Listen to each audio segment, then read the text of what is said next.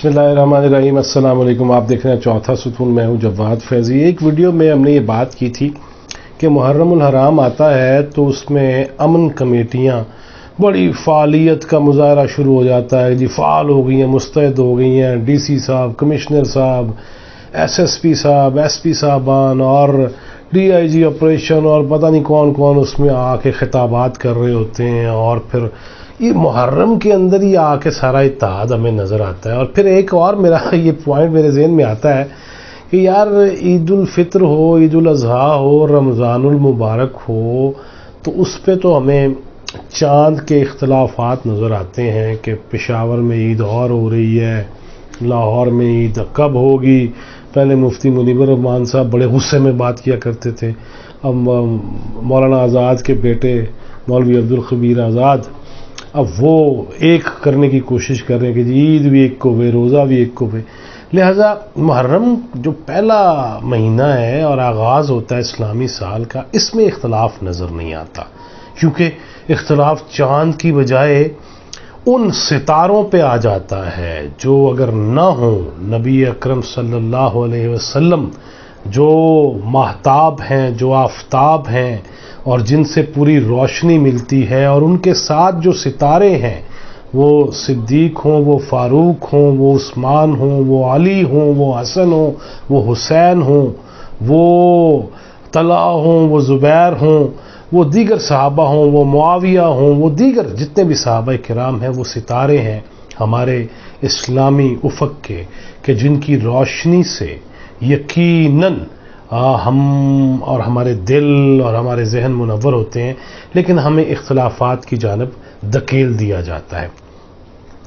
मैंने ये कुछ चीज़ें मौलाना ज़ियाउर रहमान फ़ारूक़ी मरहूम, वो जब कभी लाहौर आते थे और आते रहते थे, मौलाना आज़म तारिक भी, तो मौलाना इसारुल कासमी के बाद जब मौलाना ज़ियाउर रहमान फ़ारूक़ी और फिर शेख हाकम अली सदर थे, वो सूबाई वज़ीर भी थे, तो फिर जब वो आते थे तो चंबा हाउस या शेख हाकम के दफ्तर या गुलबर्ग या किसी मदरसे में या जामिया में जब मौलाना फ़ारूक़ी ख़ास तौर पे आते थे। और इसी तरह जनाब अल्लामा साजिद नकवी भी जब लाहौर आते थे तो मुस्लिम टाउन में तहरीक जाफरिया का दफ्तर था, प्रेस कॉन्फ्रेंस भी होती थी, वो बुला भी लेते थे, गपशप भी हो जाती थी। मौलाना ज़ियाउर रहमान फ़ारूक़ी हों, मौलाना आज़म तारिक हों या जमात इस्लामी या दीगर जो मजहबी रहनुमा है, वो मेरे गरीब खाने पे भी तशरीफ़ लाया करते थे। तो एक दिन ऐसे ही हुआ कि मौलाना ज़ियाउर रहमान फ़ारूक़ी वो लाहौर आए, किसी जलसा से फ़ारिग होकर किसी शहर से, तो लाहौर पहुँचे तो मैं घर पहुँच गया हुआ था। हमारे पास उन दिनों रिपोर्टर्स के बाद पेजर हुआ करते थे, मोबाइल फ़ोन अभी हमारे पास नहीं आए थे, मिले नहीं थे हमें अभी, तो ऑफिस की जानब से पेजर्स मिले हुए थे, मैसेज आ जाता था। तो मौलाना का मैसेज आया कि फ़ोन कर लें।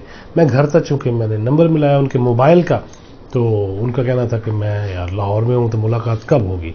मैंने कहा जी आप घर तशरीफ़ ले आइए। तो वो घर आ गए रात के इशा के बाद।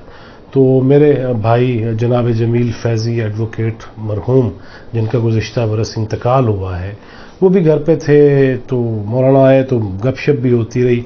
उन्होंने वो किताबचे भी अपने और कुछ किताबें वो लेके आए थे, साथ जो उनकी गाड़ी में होते थे, तो उन्होंने वो देने लगे। तो मेरे भाई के बड़े भाई थे चूँकि वालिद की जगह, तो उन्होंने उनके नाम भी लिख के दिए। अब भी वो किसी यकीनन लाइब्रेरी में उनकी पड़े होंगे, जो अब उनके बच्चों के हवाले हैं। सो उन्होंने उनसे मैंने ये बात की, मैं कहा मौलाना आप या इसारुल कासमी साहब या लाहौर के जितने मुकर्रर हैं सिपाही सहाबा के, वो जब तकरीरें करते हैं तो वो चीज़ें जो जज्बात भड़काने वाली हैं कि अम्मा आयशा को ये लिख दिया और सिद्दीक को ये कह दिया, फारूक की ये गुस्ताखी की, तो मैंने कहा ये गुस्ताखी डबल नहीं हो जाती। तो उन्होंने पहले मेरी तरफ यूँ देखा कि क्या मतलब। मैं कहा जी एक ने कर दी है और अब आप उसको लाउड स्पीकर पे दोबारा दोहराते हैं, तो क्या ये गुस्ताखी हम खुद नहीं कर रहे। ऐसे बहुत सारे आप तो लोग सीधे हो जाते हैं, नो साढ़े अलामा के बारे में गल कर रहे हैं। भाई क्यों नहीं कर सकते, आप आराम से बैठ के सवाल तो कर ही सकते हैं ना। तो मैंने मौलाना ज़ियाउर रहमान फ़ारूक़ी से जब ये पूछा, तो मैं इससे पहले बता भी चुका हूँ कि मैं तो उनकी मुल्तान जेल हो, कोट लखपत जेल हो, सेशन कोर्ट हो या दीगर जहाँ पेशियाँ होती थी, तो मैं वहाँ पर भी जाता था। मेरी फ्रैंकनेस थी, गपशप थी, देयर इज़ नो डाउट, इसमें कोई शक नहीं है। और इसी तरह दीगर जितने भी मकातीब फ़िक्र के उलमा थे ऐसे ही था। लिहाजा مولانا अमन फारूकी ये कहने लगे कि यार देखें, बात ये है कि ये जो सहाबा इकराम की तौहीन करते हैं ये अपनी मजालिस में खुल के करते हैं। उस वक्त तक ये यूट्यूब का इतना ज़्यादा स्यापा नहीं था कि हर चीज़ ही पहुंच गई, माँ भैन की तस्वीर भी बाहर जड़ी है ना पहुंच जाती है। लिहाजा उन्होंने कहा कि ये जब अपनी मजालिस में ये करते हैं तो बाहर ये रंग हमें ये दिया जाता है कि हम इत्तेहाद बैनुल मुस्लिमीन के कायल हैं, और ये तकिया करते हैं। और उन्हें इसको मुनाफिकत का नाम दिया कि ये खुद बैठ के तो सहाबा किराम पे तानो तशनी करते हैं, खुदा न खास्ता नाउज़ बिल्ला लानते बेचते हैं, अल्लाह माफ़ करे, अल्लाह माफ़ करे, अल्लाह माफ़ करे, अल्लाह माफ़ करे, या अल्लाह हमें हमारी इस्लाह फरमा। लिहाजा वो कहते थे ये करते हैं, बाहर आके बड़े शीरो शकर जफियाँ शफियाँ खाने शाने अंदर जाकर ये करते हैं। तो जब तक हम इसका इजहार नहीं करेंगे कि ये एतकादात रखते हैं तब तक इनका चेहरा और चेहरा स्याह हम नहीं दिखा सकते। और चेहरा स्याह जो भी तौहीन करेगा उसका चेहरा स्याह या मेरे नज़दीक भी चेहरा स्याह है जो भी ऐसे नफूस कुदसिया के बारे में ऐसे ख्यालात का इजहार करेगा।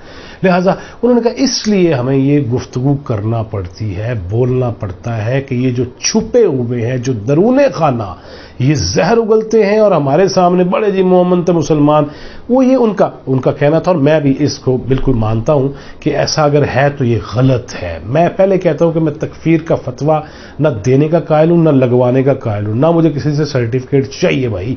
और अगर मेरा नहीं देखनी किसी ने गुफ्तगू तो ना देखो पाया, ना अपना डाटा भी ज़ाया ना करे मेरे ऊपर। लिहाजा इशू ये है कि अगर ऐसा है तो फिर इससे बड़ा जुल्म कोई नहीं है।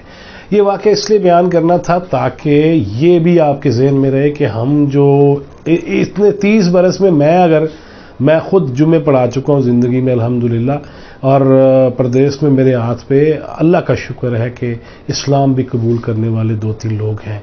लिहाजा मैं बहुत खुल के बात इसलिए करता हूँ कि हमें ये अल्लाह ने हिम्मत हौसला दिया हुआ है कि वो जो भी मकतबा फ़िक्र हो, वो सिपाही मोहम्मद हो, सिपाही साहबा हो, वो लश्कर जंगवी हो, वो जैश मोहम्मद हो, वो लश्कर तैबा क्यों ना हो, हाफिज सईद साहब क्यों ना हो, उनसे भी खुल के सवाल करते रहे। हम संगीनों के साय में भी खुल के सवाल करते रहे, इसलिए कि हक बात के लिए आप किसी से भी बात कर सकते हैं।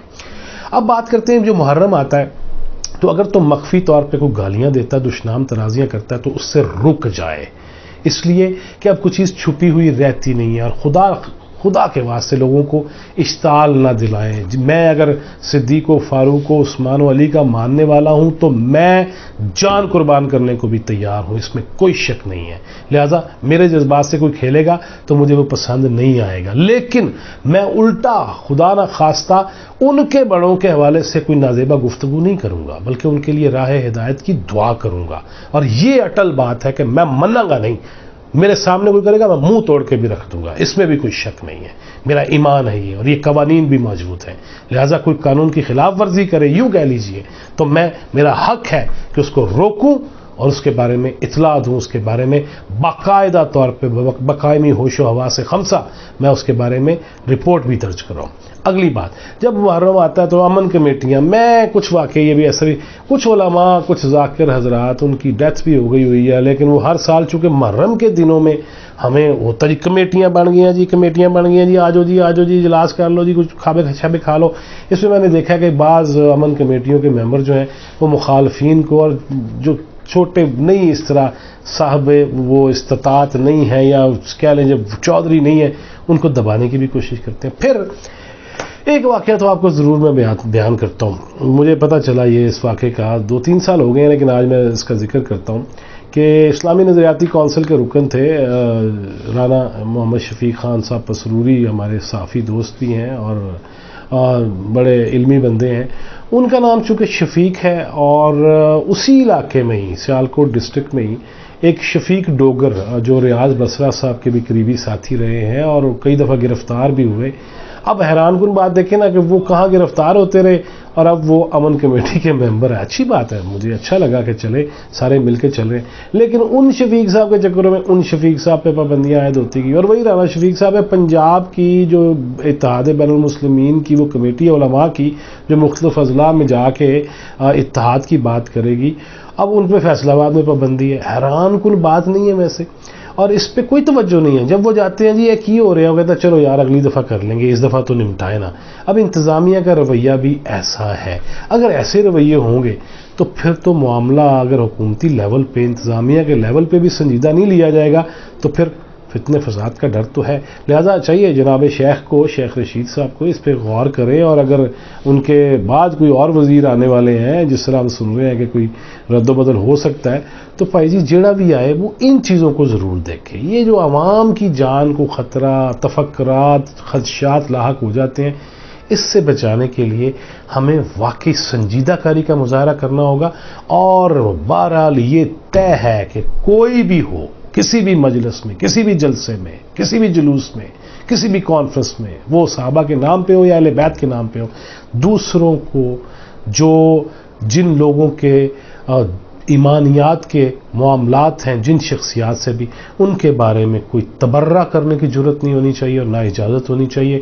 اور اس پہ ڈیفینیٹلی ہر شخص کو, ہر فرد کو, عورت کو, مرد کو بالکل ہوش و حواس سے ہمسا اس کو مروع کار لانا چاہیے اور اس بارے میں شکایت اب کر دینی چاہیے.